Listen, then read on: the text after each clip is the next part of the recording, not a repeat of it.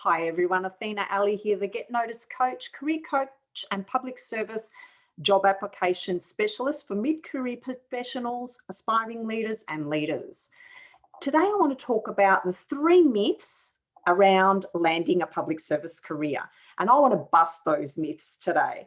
The first myth is only tweaking your resume for each and every job. Now, there seems to be a perception that tweaking your resume means you don't have to do very much to your resume in order to apply for the next position. In my mind, tweaking your resume should be as much as is possible to tailor your application to the role you're applying for. And if that means completely overhauling or rewriting the resume, that's what you need to do. Tweaking your resume or changing a few words or changing the order of things, thinking that that's all you need to do in order to land your next role, might not be the right advice. You need to change your resume as much as is necessary to target that job specifically.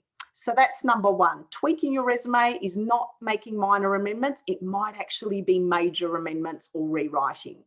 Now, the second myth is that you have to know someone in government in order to get in there.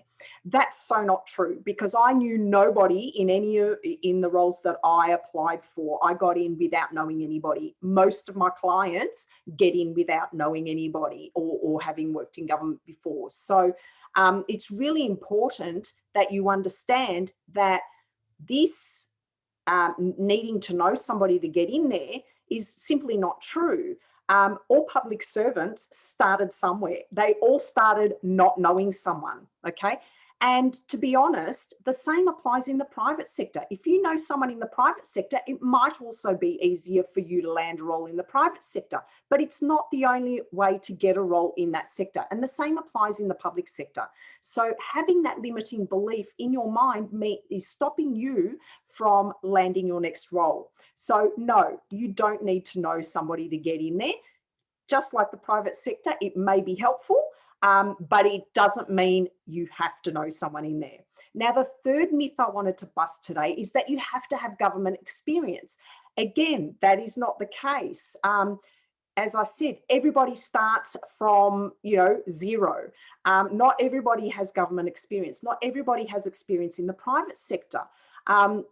And yes, some roles may ask for government experience, but that's because they probably want someone to get in there and start that role straight away without having to be trained. And the same applies again in the private sector. When they ask for someone with 3 to 5 experience, say for example in accounting, it's because they need someone to hit the ground running when they get in there. They don't want to have to train somebody. And it may be the same in the private sector, in the government sector.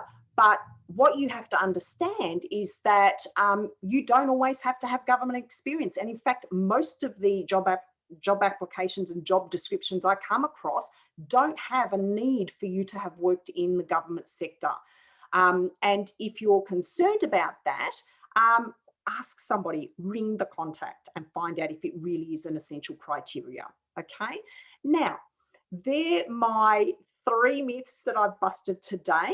Now, if you're a mid-career professional, perhaps an aspiring leader or a leader already, and you want to take some action on your career, you want to move forward with some help, having a clear strategy that's proven to work in order to land your next public service career, then DM me. Let's make a time to have a confidential chat about your situation and see if we're a good fit to work together, and let's land you that public service career that you love and want to make a difference to the community. In the meantime, have a great day and I'll see you next time.